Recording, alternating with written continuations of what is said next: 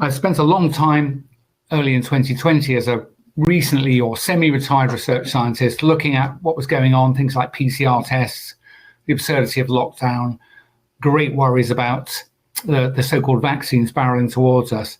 But rest assured, the so-called COVID-19 pandemic, I think the evidence is very strong from independent researchers. So this is not me saying it, I'm looking at their work, that there never was a viral pandemic of a novel pathogen, and that the deaths that we saw, I'm afraid, were medical malpractice at best and murder at worst.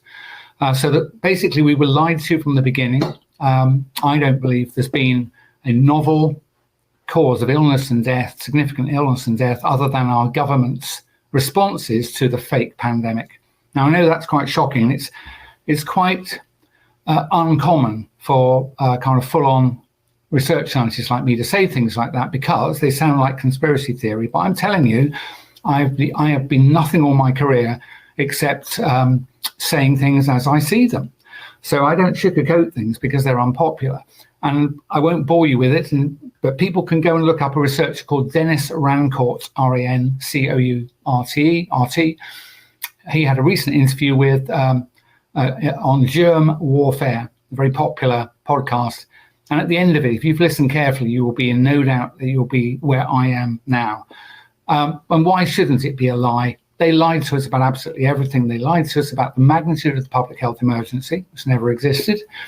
They lied to us about the necessity of having measures like lockdowns, mass testing, social distancing, masks, and it goes on and on. Every single one of those was known to be ineffective in interrupting transmission of some respiratory illness. It's been tested and they don't work.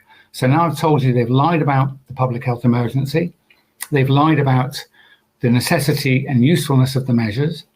And I'm afraid, back to my absolute wheelhouse, they lied to you about the design, research and development and use, approval and use of the so-called vaccines.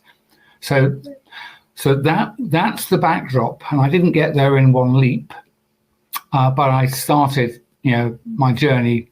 I think when Boris Johnson said, I have to tell you must stay at home, that was the moment I knew we'd lost the country. And then noticing lots of other countries were doing the same, I thought, my God, we're in danger of losing the free world.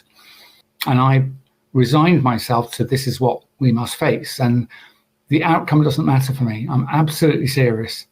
If I perish attempting to avert this, it will be fine. It's about my children and grandchildren.